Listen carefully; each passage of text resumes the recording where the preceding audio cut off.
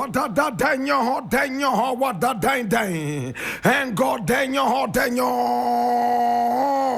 oh, what da dang dang.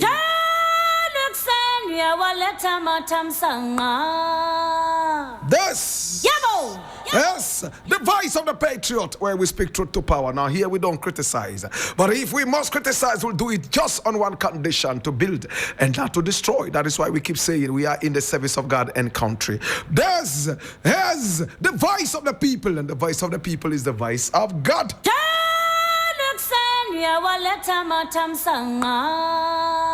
This is the future. My brother, my sister, and I'm most excited to be with you. We catch them young and we feed them with the food of patriotism. And when they grow, they shall never depart from that.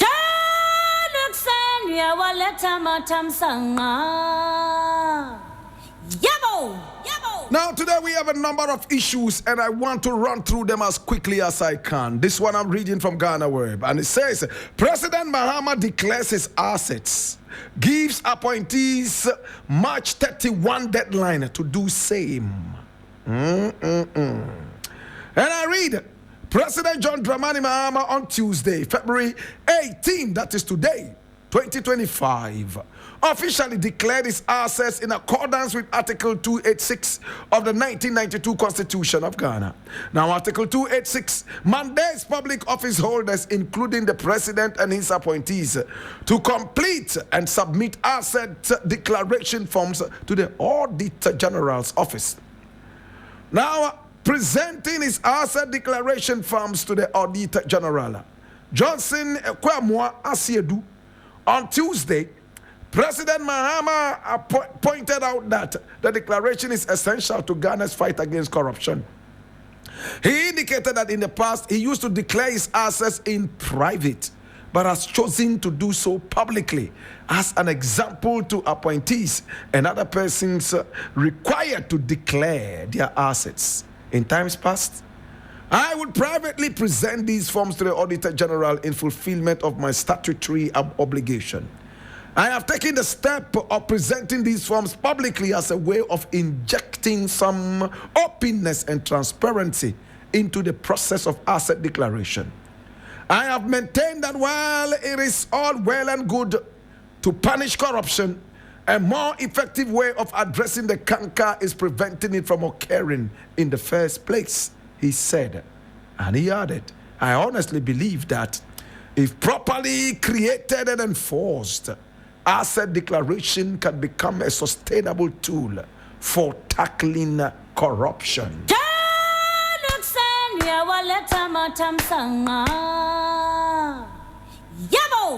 President Mahama does not cease to amaze me in the second coming.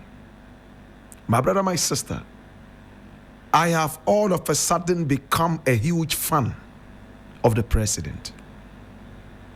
Unapologetically, can I just say that I am the biggest fan of this president? Knowing where this is coming from, I think you would appreciate it. Listen, man. This man was said to be one of the most corrupt leaders we ever had in this country, right? He was labeled as incompetent. His middle name became Dumso. He left office feeling so empty and dry. For 8 solid years, he was in oblivion like a hermit, praying night and day that the God that blessed Abraham and Moses should direct him and give him another chance to prove himself and to walk his ways. In his own words, I prayed to God and he accepted my prayer when I saw that in dreams that I had become president. So I cannot fail God. My brother, my sister, he said whilst he was in opposition, all the Christmas gifts stopped coming. The so-called friends who knocked on his door night and day to embrace him and to lick his boots. Remember, I did not say butts, I said boots. My brother, my sister, all those people, my brother, my sister, stopped short like the clock on grandfather's table. Hear this now. Now he was living like a hermit in the most secluded part of the cave. And when he got the opportunity to bounce back, there were some names he was never going to encourage. And those names I'll keep to myself for obvious reasons. Since Mahama became president again, and remember before he even became president, I made it clear that he stood a unique opportunity to rewrite the political history of this country. A president who was once president, kicked out, he sat back for 8 years, never thinking of returning, then he came back. My brother, my sister, it was a good opportunity to tell him, listen, Mr. President, it looks like we appreciate what you did in the past. This is an opportunity for you to do more. Come back. And I told him he couldn't let the people down. Remember all that? Today, Mr. President makes tears come out of my eyes. You know why? Number one, Mr. President has banned all his appointees from flying first class or business class. Number two, Mr. President has made it more than just clear, oh Lord God have mercy, that his appointees should be ready to be fired if they were in public to be arrogant, public service to be arrogant. He told them point blank, and much more. My brother, my sister, today I'm reading somewhere, graphic, online, the national communicator, and Mr. President is saying at a forum that Africa should start taking care of its own development. President Mahama urges Africa to finance its own development.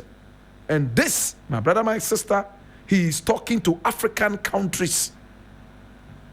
My brother, my sister, now he has come out, leadership by example, declared his assets publicly, and is telling everyone to do same. This is a serious precedent. I admire you, Mr. President. I could go on and on and on and on and talk about your virtues. Look at oral. Look how much people are frightened. Dirty, corrupt people are having sleepless nights because this president has pulled out his sword from his scabbard, ready to slaughter people in slaughterhouses. Mr. President, if you continue like this, a monument awaits you in your own backyard. As for the monument in so many other places across Ghana and across Africa and beyond, you can't count, just like Kwame Nkrumah did. Mr. President, do everything in your power to live according to the whims and caprices, the dictates of the hearts of the populace. After all, they say the voice of the people is the voice of God. Remember, I am your biggest fan, Mr. President.